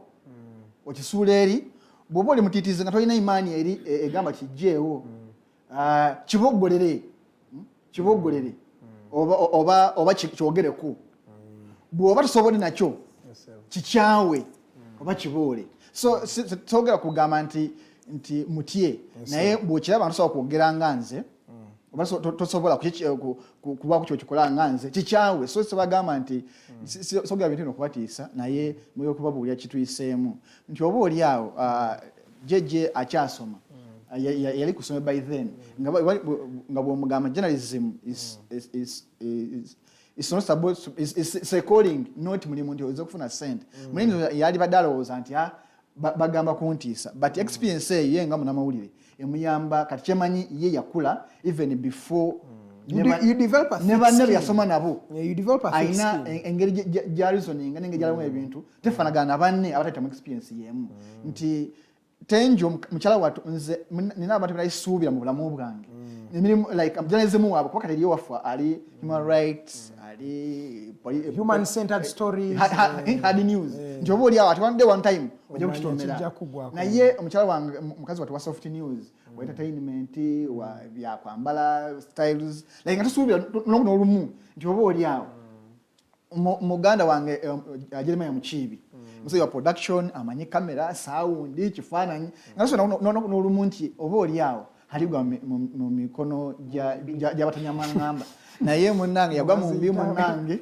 musajja wattu nayita era actually bakubwa bo fetafuna psychological and maybe internal torture naye bo bafuna bisatu psychological internal ne physical omwami Jeremiah ajja twegattako nga tumaliza because ali in production yes Jeremiah Mukiibi katoto musime jeje wabiona Jacob ne Rogers Byahawe bo bafuna bina bakubwa sina kukubwamu bokubwamu omuntu ayisoza lwayuli lumu bakubwa netenjo yafuna onako olwasooka inaye yakubwa naye bwe tugenda eri actually emisana ekiro twabelanga fine eranga fena teri yasaba ngera ku CMI fena ngogamba wayi kambe musefa usi wano ndiye kiwunga kyawe bakiyide batakiyidde naye kambere wano naye nga wobulire emmotoka ate bo abaluddemu awulire nagamba eyo ya CMI eyo abagenda mbuya abagenda kireka I mean bagenda ntinda bagenda like ngo bazimanyi bawula sound nagamba abulire bagenda bachunya era bano bagenda bagamba abo tebadda ntibachunyiziddwa bo abaluddemu banya experience bagamba bano bagenze balina okudanga bakubiddwa era bakomawo nga bakubiddwa waliwo natugambe muno ano tukwedda kika 10 Richard K. Mukungu naye tetugenda zikuwa okujjako kankubuuze just ekibuuzo nga tuvudde mu torture and everything are there some lessons you learned you as an individual byonna bye wayitamu waliwo ebintu byogamba kino nkiyize oba waliwo ekyonyongeddwako mu ngeri bweti is there any lesson you can say as Mukose Arnold Anthony kijjaku oli kinyumiza abaana bono wagamba embeera eno ginayitamu olwo benafunamu ebiti first of all nze nsi experience yange esooka mu mawulire nze nkwatibwa nze nzigalirwa naye ng'ekinkwasa kwogera mazima actually olunaku lukyasinze okunyiza nze ng'omuntu mawulire yali birthday yange ya 2016 olunaku bankwata mukusagira awo naye olunaku lwo Besigye yerayiza abajjukira Besigye okwerayiza kati it was 2016 11th May it was my birthday olwo lwagenda mu byafaayo kati GM yalina press conference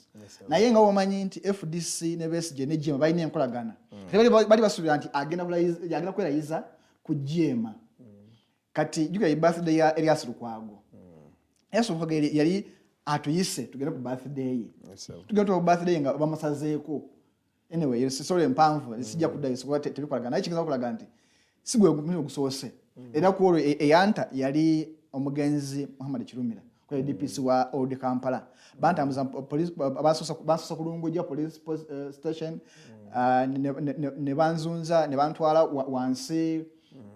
wansi bayitayo Kosovo ayi ne banzijayo ayi ne bantwala ku Old Kampala matuukayo n'abuuza lwaki mulese DPC yamukutte biki n'agamba kati mugambe DPC nti nze no diso nti yamukutte n'agamba mulete wange n'agamba okay mugambe diso nti DPC Muhammad Kirumira yamutadde wabanga bakola birungi lwaki bakwata abikwata wabanga bakola bibi then bakize bakwatibwe ensi ebimanye era bwe nti bwe natanga benateebwa nga sinamusango so nzize nkwatibwa bantadde ku CPS emirimu gye simanyi so nze nga omu era yenso waki bwe twagenda n'abaana ttiimu yakuba otuuka eri batwawula nomani olw'okuba nti ye mukamwafu w'okuntiko bamutamu kake kati abakyala bo of course nga beera banabbawula kati nga nze asigadde okuma bannange kunze bannange tukakkane tujja kiyitamu nga omanyi new experience ngera batuuka ekisa ne bamenyeka nobalaba nga bambi bamenyese kuba eri abangambanga kale siganye tabu yatugwiridde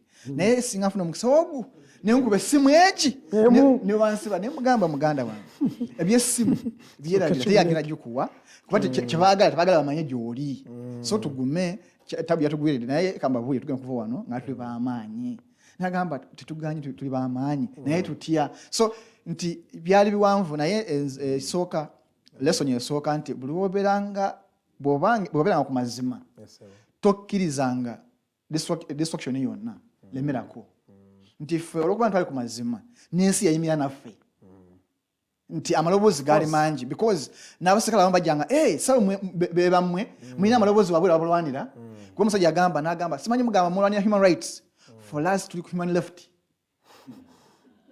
ye nga agamba naye nga abaami abo baali bakuddaala ng'ajja n'agamba okay you fight for human rights for us we are human left tetugola twaleka human rights zammwe ezo we are human left mukozi akaddere tukalina bulungi njagala mbabuuza ekibuuzo kino kigenda beera kyammwe babiri mukose Arnold ne Mr Executive Director Norman tumuhimbise rebranding wombadde mukomawo ate kati mukomyewo nga Digitalk TV bannayuganda nga gwe programs director wa Digitalk TV lwaki muzze nga Digitalk TV kiki kye tuba tubasuubiramu waliwo ekyenjawulo ekijja ne Digitalk TV akusaba kwa byonna we are still Alternative Digitalk but being Alternative Digitalk TV nti twayagadde tuwe tuwuliriza abalabi baffe n'abatugobya tubawuliriza amaloboozi gaabwe nti an experience kitwayitamu okubanga batuggalira twavayo nga amaloboozi agamu gagamba naye tubuzaabuzibwa kati channel emu tetumanyi Digitalk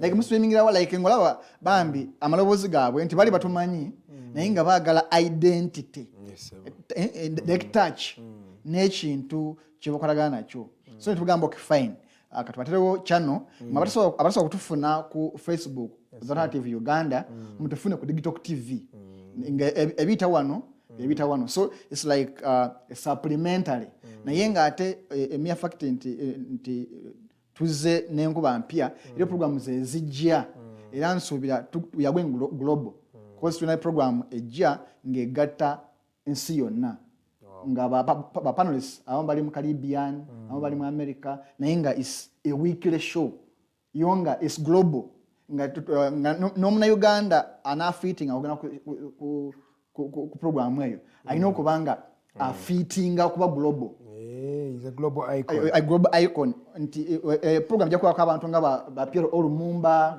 okitegeera level ezo so okutuuka ku level eyo n'okubanga civil matches with such people so bingi bijja twagala tubasuniya kuba for example tuna program kati nga teekaki balina kyebafumba mujja kifuna aba snaptok ate baba besunze nga mbaga so eriso lyenda kubamba buuza bonna buli omu so example aga nti nze nga omu programming byo bingi ko production ate yo is times is 2 times how it was so okutukwata kuno baga mu kibi mwamu ekibiina mu so at least mwebale abatukwata one mwatumanyisizza ensi yonna nti Digitalk gyeri so mwebale nnyo n'omulundi omulala mukomewo oba oli awo we muli komawo ate this time around tujja kuba like times 10 how we are but all in all tukomyewo big better, bold and strong. Wow, big, better, bold and strong. Temukomawo nzakonka as the host, don't come back here, please. Twayiga temudda. Mr. Norman, do you have anything to compliment on rebranding to Digitalk TV, sir? Most of the things have been said. Yes. Maybe for me, I always emphasize that if we are being arrested and tortured because we spoke 80% truth, I want to caution the orthodox tormentors. We don't speak 200% truth. So if there's anything to worry about, they should worry about doing silly things, because the moment they do silly things, you are right about them. In fact, there is another book coming on board that now narrates the whole sequence of events and so many others. Yes. Because you see how silly some dictators reason. They bar you from writing about torture. They arrest you and detain through the same torture. What do they expect? So I mean, it becomes like it's like you're the one fueling the other book. I want to come believe out. maybe they do it for us to know more things. They do. Imagine such a person who goes to school and learns to say, okay, human rights for us, we are human beings. You wonder with such a head. Ogo mutwe nagwo gusasi. Ate kuba kali bagusanirira, bagutereza mu mmira ne gwera. Nagukwata nakuteka mu taxi, naguwuzumya paka ku CMI. For you we do human rights, for me I'm human left. So I mean, we shall continue doing what we are doing, and in fact for us we are stronger every now and again, because it's what we must do if this world is to be, we must prepare this world for our children, and also prepare them for a monster world. So we're doing the two way. We're going to continue doing more and more. All right, thank you so much, Mr. Norman Tumuhimbise. At just 40 minutes past the top of the hour, we have around 15 minutes to go. And in those 15 minutes, allow me first read some of your messages that are coming through right now. And then later, I'm going to cross over to every individual in their particular department to tell us what should we expect from them. So Teddy Tenjo, you should be preparing. Let me start with Mr. Jazz Mowa. Mr. Agambye, oh my, tumusime Edrin webale kubanga olimukulaba agambye the news out there. Nagamba bali chigamba yes wanonda Esther Kabwe agambye real issues, real talk indeed. Thank you so much for watching, Esther. Waliwo omukyala no Ashura agamba welcome back. Bambi Ashu, thank you for always watching. Kuva mweri season obadde otulabanga paka ne mweno. Thank you so much Ashura. Then waliwo Richard K. Adasa batuwe Arnold eddakiika 10. Twazimuwadde yazimazeeyo. It's on record. Yamaze eddakiika ze 10. Yazimazeeyo. Then waliwo omukyala bamuyita Orikasi. Orikasi agambye JJ Jacob, we really do appreciate you guys for holding such a great talk show, because I believe there are very many people out there who have faced various challenges, most especially our great journalists. And some have even lost their dear lives in the process of alternating the country in what's going on within, and it's a great thing you guys are back on track, because I believe through this many people will get the courage to speak out their minds and also have an opportunity to express themselves without fear of anything. And that is where the Alternative Digitalk TV comes in, that we give platforms to unheard voices in community. So in case you have anything you want to say, you've been censored from any other press house or any other thing, just feel free to just call us, talk to our programs director, Mr. Mokwase Arnold Anthony. He's on Facebook, on Twitter. Just send him a direct message or call him and tell him you would want to be hosted here, and we shall host you. We are championing the voices of the unheard people in the community. That is what our innovation is all about. Then Gambie, JJ Wabiona na Ekwali, Ndaba, welcome and grateful you guys are back. My message nyingi on Agambie, welcome back from offline, my people. We have been offline and broke, but we are back. Then there is Arthur K. We'll be back, comrades. Kenneth Isabidio. Thank you so much. Boni Salimu Agambie, good morning. And a message is Charlie Nyinji Jemix Prona Ekwali Banange Mwebale Nyo buli omwali mukutulaba olunaku olwaleero. We are back, and just as myself, I would love to inform our people that, ladies and gentlemen, we are back and we're going to serve you bigger and better this time round. And does not solve any problem when you just come and incarcerate people. Nobakwata bukwasi nobasiba. At the end of the day, olusi kiba tekikola sense. Oba osibya abantu we bafuna ensimbi zaabwe, family zaabwe. Each individual here has a representation of 10 people behind them. So that means where you see Teddy Tenjo, there are other 10 people who are eating off Teddy Tenjo. Where you see Norman Tumuhimbise, there are other 30 people who are looking at Norman Tumuhimbise as their breadwinner. So when you wake up, no tusiba, no twala butwaza ebintu, olusi kiba tekikola bulungi mulamwa. Tweddeko because enseno echuka. So guys, let's be more careful. Arthur K. Agambie will be back, comrades. Kenneth Isabye will be back. Message nyingi banange mwebale kubanga mutwekuumiddeko. Kati ngenda kubanzira ku just ekiddako, what next in terms of production, in terms of service delivery, in terms of shows. Abajournalists baffe bayimiridde batya, beetegese batya, era ngenda tandika n'omukyala Farida Bikobere, the princess of Bunyoro. Oba in fact Teddy Chenjo yali ready. Let me go to Teddy Chenjo. Teddy, oba osobola okumpulira bulungi. Kansooke nsome message eno eya Lukenge Jonathan agambye good morning, then Athaka agambye the junta is going to feel it this time round. We are leaving no stone unturned. Aluta continua. Akombadde nyino kaisa. Teddy Chenjo, what should people expect in terms of the Snap Talk show? Well. Snap Talk, Fancy Flow. Nzenga bulijjo mbeera nga obasavinga. I always give you, quality work. Yes, Snap Talk. We're going to keep it straight as always we have. Yes, we're going to advise our fellow young ones, our young siblings out there. Yeah, we shall keep telling you what we think about life. And of course, however young you may be, also tell us what you think about life. Yes, Fenga, speaking about life, we're going to Sigara. And then Fancy Flow is going to return more powerful. Oh my God, I am excited. I can't wait. Okay, thank you so much.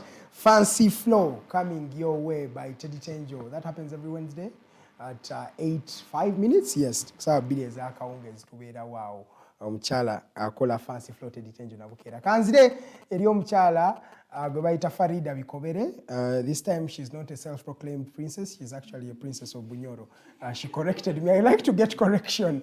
Farida, what should we expect on the various shows you're working on, and from the entire Digitalk TV, what should we expect this time round? Tulaba basuubire birungi. Everything is improved now. Buli show twagikyusizaamu oba twagyongeddemu ebirungo. So tubasuubiza nti kyonna kye tuleeta tufumba kirungi. So tujja basaba nti bannange temujjanga okwo, essaawa ejja kubeeranga emu ey'okumakya bulijjo mubeerengako nga mutulaba, because tumanyi tetulina show gye tuleeta nga ewestinga budde.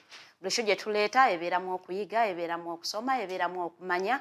So tujja bakubiriza oyite mikwano gyo, baganda abo, bannyoko, bannange ab'obuwanga n'ennono. Bana Olwokutaano bwe luli, mujje tuyige tudde ku nnono, tumanye gye twava, tumanye tumamannya ki. Abamu muli awo osanga wawasiza mwannyoko nga tomanyi kikaakyo. So bamikwano tujja kubeerako buli show eyina ekyenjawulo kye tugitaddemu. So tubakubiriza lwakuba njagala okwawukanako ne ano tetusaba abajja kukomawo. Bambi temukomawo si katengo naye bye twafiiriddwa bye bingi. So we are not building to kwonoona. So bambi temukomawo, mubeereyo, kye twayitamu twakiyitamu, tetwagala kukiddamu. So mubeereyo, tetwagala mukomewo. Naye nga batulaba tujja kubeebazira, twongera okubeebaza. And those who came through for us nga tuvuddeyo, bambi namwe mwebale nnyo. Abantu baali psychologically tortured, so abatuwa physiotherapy for our mental state, bambi namwe tubeebaza. Abatuwa medical in one of the base hospitals here in Uganda, namwe ate tubeebaza ddala mwebale nnyo. Mwebale ddala namwe abaatusabira, abaakola retreats nga demanding for our release. Mwena bamikwano mwebale nnyo. We don't take anything for granted. Wow, thank you so much Farida Bikobere. Nange era kampiseewo kano Kasule Ismail naye kwali ali mu kutulaba essaawa zino. Webale Kasule okubanga owegese the Alternative Digitalk TV. Just okubajjukizaako twakomyewo naye twaniriza buli ayagala okubanga advertising naffe, oyagala kulanga byamaguzi byo, oyagala kulanga service yo yonna gy'olina, feel free okujja wano ku mukutu gwaffe ogwa Digitalk TV tube nga tulanga naawe. Ne bapartner nabo tubeetaaga oba ewuliranga goali yaffe, vision yaffe y'okubanga twongera abantu engeri gye bafunamu amawulire nga we are redefining how people are getting broadcast today. We are an online television platform. That means we are advertising and serving people in real time. So oba uli yangu yaga partnering naffe those big organizations tugenda kubanga tujja mu offices amwe nga tusaba partnership namwe, because this thing cannot be here if it's not helped by all of us. Fenna tulina okuyimirira wamu tubenga tuweereza eggwanga lino. So in case you want to partner with us, different organizations, different embassies, different partners bonna ng'oli eyo nga you feel like you can amplify the voices that are unheard in communities like ourselves, jangu tupartneringe ffenna oba we tujja mu office obambi tuconsideringe totugoba innovations nyingi. This platform is employing young people who are fresh from university. We have a mobile studio that goes to different areas and serves people from their communities. We are amplifying the voices of people who are not heard, people who are censored. Digitalk TV weri okubanga abantu bagiwuliriza. So partner yenna ali eyo, feel free okubanga okwasaganya naffe tube nga tukulaakulanya ekintu kyaffe, tube nga tuservinga bannayuganda, tube nga tuemployinga nga we create more impact at the end of the day. Now let me cross over to Mr. JJ Wabiona. JJ, what should Ugandans expect from you? You are coming back bigger and better as you have promised us, and I think you're soon completing your education. So in terms of serving with Alternative Digitalk TV, what should we expect from you, Mr. Wabiona? I should say that you should expect something big from me in different perspectives. Yes, sir. Since I'm about to complete, I'll be completing in October. That's when I'll be graduating. Okay. I've been working, okay, I've worked with the Alternative. It's where I've done my internship from. And they've really been good people. They've not only been workmates, but also brothers and sisters as well. So I'm looking forward to working with them even after school. And then maybe I would like to appreciate my friends that have been there for me in times when I wasn't around. Because when I got back the phone, I had to switch on my WhatsApp. Messages were plenty. Those guys showed a lot of love. I also have to appreciate the UCU Guild government. They also made a tweet about that. And literally, I also have to appreciate the UCU fraternity. Those guys also had to do something. They tweeted and all that. Then lastly, I will also appreciate my dad, wherever he is, Jackson Waviona. Thank you very much. Mr. Kasule, I really appreciate for the effort. Yeah, that's what I can say. Then maybe, and some... What Ugandans be expecting ekitubulire? Well, program je tufumba, it's manye ebyayita. It's to do with history. Very many people are there and you don't know what happened back then. So I'll be bringing you the history you don't know. So I see a lady called Esther Kabwe. She says, "Let's go, JJ." Nateka kobu umoji. Esther Kabwe, thank you so much for supporting JJ in particular. But we are a team. Next time we cross over to Miss Lillian Luede. Lillian Luede, as I told you, she's the show host of various shows. She hosts the Voltage Show. She hosts the Mighty Drive.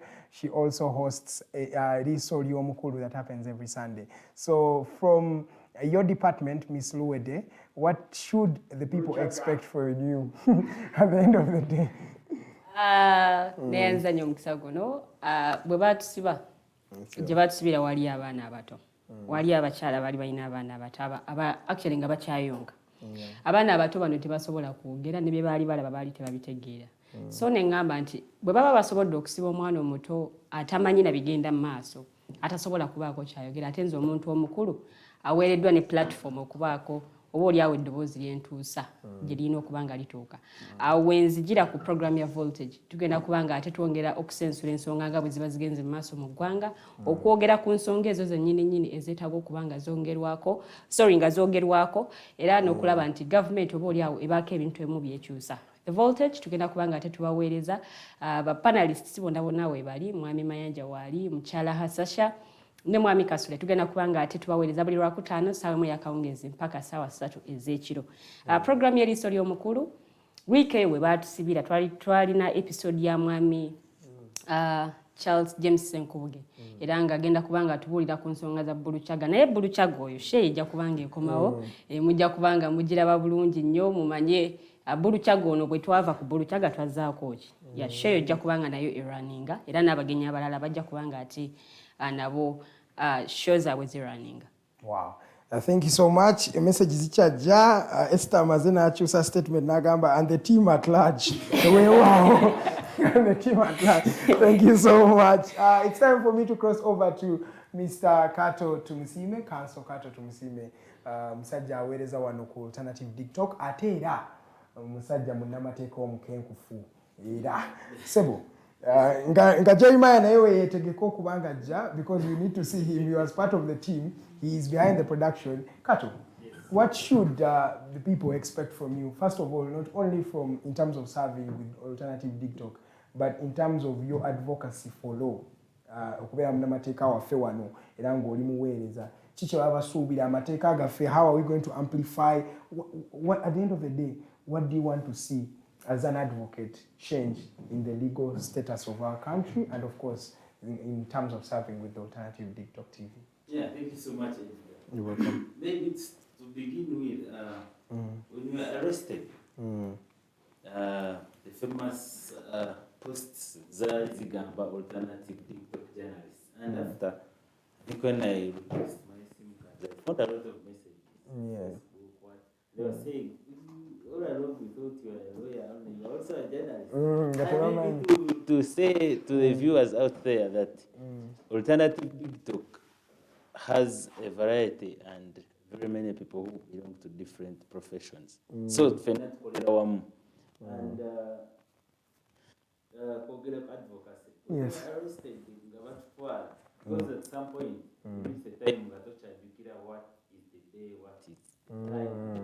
So, but truth, CMI or Wabula and some gentleman in his office, running around for. First thing he told me was, Kato, you are a lawyer? I said, yes, I am. And he was like, you have always heard about torture and talked about it. I said, yes. He was like, from today onwards, you will not only hear about it, but you will witness it. I was like, okay, he gave me a seat, said, sit there. Then they called one man. I've forgotten the name. Yeah, they called one man and they brought him in the room. They tortured the man. They actually battered the man to the extent that he was even unconscious when he was moving out. The man said, Kato, that is what we call torture, not about you that you have been talking about. I know you lawyers. Yes, little did I know that I was also going to face the same. You were just in the queue. But to say that at some point, these people who operate that safe house and the rest of the CMI people, I think at some point they feel jealousy to see young people come out to give their expressions and what they feel and how they feel the country should be going, how it should be ruled. Actually, if we say we have all these good laws about so many things, why can't we follow the same laws? Why do we say something different and then practice another one? Then to say that from that experience, of course, now I will talk like a person who has witnessed, who has gone through the same, not as a person who reads about it. Because we have read about all these human rights reports, everything like that. But now, this is a person who has gone through the experience, and I will talk with the experience, and we shall continue to tell the government to watch out and do what is necessary and follow the law, not just what they want to do. Yeah. And it has been their habit of not following the law and doing whatever they want to do. Yeah, but to say that everything has its own time, whether they feel that's how it is, the time is coming and all this will be history. That's what I should tell you. Okay, thank you so much, ladies and gentlemen, for watching. We are coming to the end of the show, but before we go, let me read the message from Arthur K, who says, we are eagerly waiting for your services, ladies and gentlemen. We hope the kakistocracy regime of the NRM will not act as twaps again. They should stop such illegal acts of intimidation. Ugandans deserve better. Then Kenneth Isabilie says, God guides, and Arthur K says, Nana Mafrika, where are you? Then Sovereign Hashia Robert Katongole Chaguba. Thank you so much for watching. Gentlemen, I want to first pick your mind, Mr. Norman and Arnold, because Kati, I want to look at the income prospect. I was telling people to advertise with us, to partner with us. You as the executive director, Mr. Norman, is there something you can add on that? Why is this really something we need? Why is the conversation of money something we need to tell our people? And how do you think they can partner or work with us at the end of the day? Okay. I am not so good at fundraising, though. Yes. sometimes I know human nature, once you begin carrying a basket, people see you as a burden. Yeah, they see you as a burden. But also to say, it's a tricky one that we were sailing on an ocean, and we had a wonderful boat for which we cruised on until we met the pirates that more or less sank our boat and all our gadgets. So those of you who are in media know how much it takes to set up such a media house, not simply blogging around. We aren't bloggers, by the way, we're not bloggers. We are a substantial and standalone media house. So these pirates in the name of CMI, Tibuhabur was here, the name, unadvisable. You know, that whole clique of pirates sank our boat. And we are holding on to small threads to come up from the depth of the ocean. So people out there, every single penny that will contribute through advertising with us and coming up with any shows, because we still have unoccupied airtime or space onto our media house. We shall definitely equip more. We want people to see us prosper and becoming more effective, stronger, and definitely these young graduates will never cry or knock on your doors looking for jobs if you can support them through advertisements, because it's a scratch my back, scratch yours. We do not need free things. That's a policy with us here. Once you buy space, you'll get what you have paid for. Once you buy, you sponsor shows or advertise with us, you'll get quality work. So the team led by Jeremiah and Arnold and others do good production, even outside broadcast and so many things. They will do them. We do live stream. Yeah, live stream. We do event videography, photography, everything. Yeah, so we encourage whoever is out there, this is a media house that isn't yet to live. We simply do what we are called to do. So people out there, I still encourage you to contact us and advertise with us so that we can come back onto the surface now, because we have been drowning for the 4 months because the little we had was taken by the same pirates, for lack of another word. And to date, we still demand lots of equipment, lots of things that are under CMI connected to the case. And maybe nganva waggulu nyinza okutadda nti emisango gyatujje tikkebwako gyotabanyonyodde bannayuganda twanyiza tibuhabulwa twamunyiza annoying the person of the president, but this man has been annoying me at a personal level and also annoying 40 million Ugandans for the past 40 years now. Yanyiga nnyo ffe bino twakola mbu twamunyiza ate nnyo n'okusinga bambi ebyo byamunyiza sisuubiramu yali akasomero kasoma bo bana bamulowooleza ze nemmandwa ze ezimulowoleza zaasuubira mu kana akatako kano kyaka kagenda kunyiza ate emmandwa enkulu, you know, and before you know it they were here. So to say, let's check on our deeds as human beings, and we continue to preach the Ubuntu, don't do what you don't want others to do unto you. If we could just learn that, finally, none of us is against any arrest, by the way. Yeah, but follow what the law requires.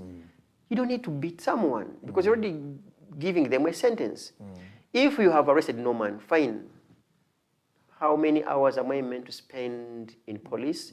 48. Can you produce me to court? Yes.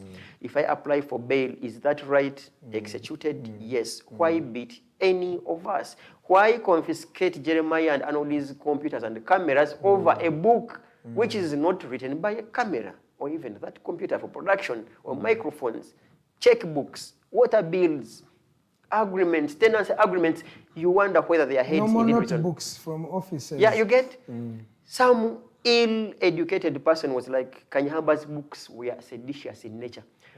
That very, ill-reasonable person forgot that the very books he was talking about had been launched by ministers, justices, Speaker of Parliament.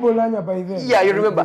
But the same head comes, you know, smartly dressed, his hair combed and his shoes polished well, and he's speaking out of ignorance. So guys, speak with brilliancy. Because the head is just like a parachute. It works when it is open. If you close it, Before Arnold adds on, Nana Africa is watching live. Thank you so much for watching, Miss Nana Africa. Then Miss Emerine Katumba, she says, by the way, torture in prison cells may come to an end as the judiciary is strongly opposing it. Many times the judiciary has strongly opposed it. Just to remind you, Miss Emerine Katumba. Then Nixon Praise is also watching. Thank you so much for watching. Mr. Mukose Arnold Anthony, ngenda kusembyayo gwe kubanda bakadde katuliridde empinda tuli kusida kikanga 3 zezakaita kusawa esatu ez'okumacha. In terms of resources, because abantu njaga bakitegeere nti we are not actually maybe doing it like we are begging or something, but this is a service that is being rendered to Ugandans every day. There are young people who wake up and serve here, and many of them have gone through these challenges that we have gone through, but they have still stood strong, and they still come up and show up each and every day. So we're talking about funding.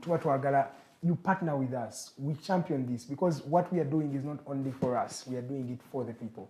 So njagala osoko highlighting ku nsonga eyo gwenga programs director and one of our team leads here at Digitalk. Why do you think it's so vital for us to have some people on board to work with us? No man wants to say something. Yes. I want to share with our viewers out there.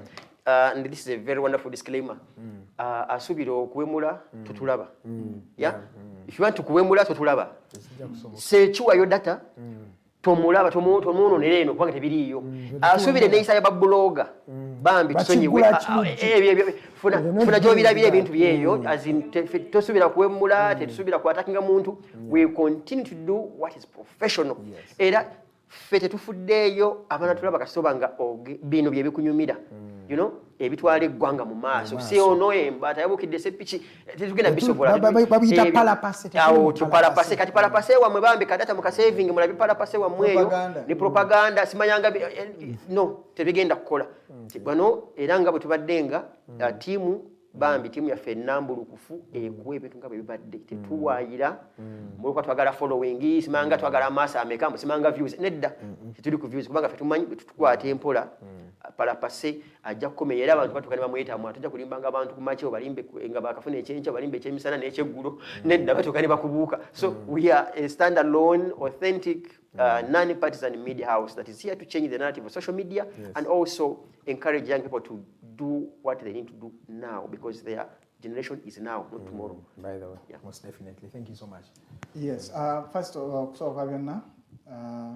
twategeeza nti bwemulabako wano si Digitalk nti eweddeyo tuli banyi tulina Nixon Press Segawa wakade mugonvu tumusabe asuke naye nga diaspora link ejja ngate nebinonogo okusingawo oyali tulina omukyala Katumba Emerine naye ajja tekachi yamateeka judiciary temufaayo mujja kumanya gogatambula gatya tulina omukulu Abdulatif Mukasa naye hotline ejja n'ebinonogo ng'etandikana leero olwaleero no saweemu tulina yaliko kulira oddo olwawula government mu parliament omukyala Honorable Winnie Nalongo Kiza nga ono mukyala mumu kwa kulembeze b'ekibiina kya Alliance for National Transformation nga ajja kuba ali wano n'omukulu gwe bayita Zukusooka Ali Ahmed nga ava mu kibiina kya GM nga tumuwulira obanga bagayagaya bamulungula biki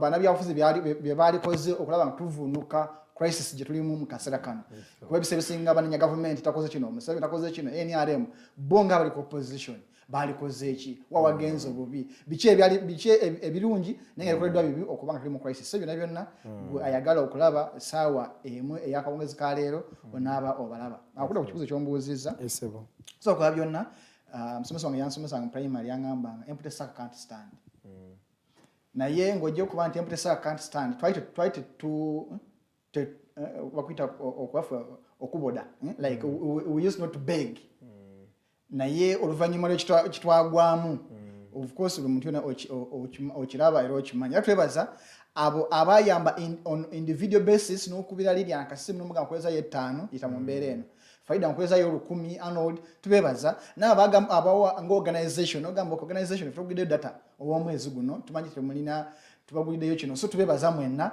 n'abala abakyagenda mu maaso naye si kye tusaba tugamba twagala otuweza abwere bubanga tozirina naye mpankuwe tuwakalangoko ffe tukulange nkwakasa tojja kwejjusa because we are not all about fares rates but we are about impact we are impact oriented. Yes. Nti sente zo twagala tuziwe value naye twagala tuweza bwereere bwe batusobola because eriyo lyagamba okenze nja kubaza bwereere batonsabye naye gwe alina business mpankuwe tusuubira nti is the only way tugesobola okudda engulu because tuli mu kinnya kiwanvu twali tulina wetutuuse nga tuseeyeeya naye amayengo ge tulimu gakuba eryato libadde almost yagala kubbira so we are trying okulaba nga tudda tuseeyeeye so okubagamba nti abalina obulango this time around we are asking for advice with emphasis era nga tukitegeeza nga tuli serious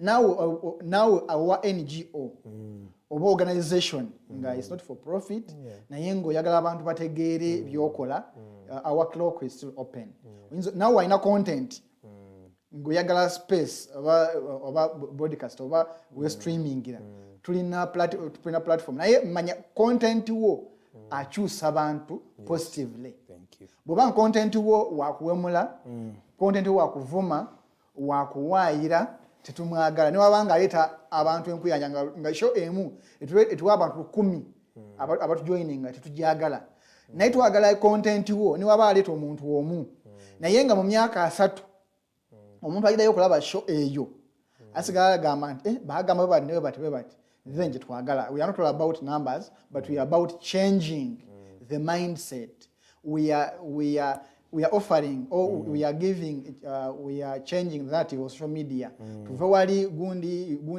nawide gundi yagambye bwati yavumye bwati no tuwaga kukyusa gwanga gwo opposition bwogamba nti Museveni akoze bubi singa oba kubanga gwe Museveni walikoze eki igwa owa Museveni lwaki olowooza nti ebyo opposition bibi ng'ate balaba nti ebibyo birungi so tubenga tuli ku win naye nga teri avoid munne nga tuli ku level yemu so sibula mbebaza mwenna abagumye ne mutugumiikirize ebbanga lyonna ku 12 gibadde miwanvu mu nnaku mu kubala mu butikitiki mitono but when a crisis nyingi nnyo ku muntu abadde akola ng'abadde ayingiza era twebaza gavumenti ya NRM nti omuntu akole obulungi ate temumwagala omuntu abagambako nti ekituufu kyabadde bwe kiti ate bambi mwe temumwagala mutulaze nti twongere mu maaso n'okutegeezebwa nkuba buli okola ekintu nga teri akugambako oba olowooza nti okola kitu nti oba oli mukyamu naye bw'ovaayo n'oŋŋamba nti onkubye nnyo tukitegeeza nti awo welina okukuba so awo bwe tugenda okukuba tweyanziza nnyo Mr. Mukose Arnold Anthony na buli omu abadde atwegesa obwenyi okuva ku makya ku ssaawa emu paka ssaawa zino 3 ndaba ziri eddakiika 10 n'emu ezakayita ku ssaawa 3 normally tetutera kubanga tuyitamu nnyo oba netumala obudde bwe tutyo naye because it was our first rebroadcast twali tulina okwongera ate twali twaze a bit late we were like 10 minutes late so twali tulina ocompensating naye starting from tomorrow it's going to be the same broadcast from 7 to 9 am tugenda kubeera wano nga tuweereze enkya tulina Nana mu Africa ne Namirembe Angela yes enkya tulina Namirembe Angela ne Nana mu Africa nange kennyini ngenda kubeera wano nga tunyumamu emboozi paka ssaawa 3 tosubwa akawungeezi k'olunaku olwaleero omukyala Winnie Kiza wali wano ne omwami Comrade Abdulatif ku the hotline show show zigenda kuba nga zirunninga bulijjo ezibadde zirunninga so yita abantu sharing a video sharing a links follow our new platforms at Digitalk TV then at the Alternative Uganda wonna tugenda kuba nga streaming live kyasanyu nnyo okuba nga mutwegaseko njagala okusooka okwebaza n'okwaniriza buli omu abadde ku show yaffe olunaku olwaleero omwebale kuba nga mutwegaseko n'okutunyumizaako ku lugero lwammwe era tubaniriza iyo nnyo okuva eyo yonna gye mwali bye mwayitamu byonna katusuubire kati muli in the right headspace tukomyewo in season 2 nga bwe babagambe we are back bigger and better on behalf of the Mighty Drive team nze Edgar Matthew Karuhango mwami Jeremiah Mukiibi yakwatibwa naye ku olwo olunaku naye era ye producer wafe abeera mabega wa camera eyo ye face ye temutera giraba naye akola omulimu gubeera gw'amaanyi nnyo so thank you so much. Till next time, that will be tomorrow from 7 to 9. Namirembe Angela will be here, and Nana Africa, and myself. Good morning.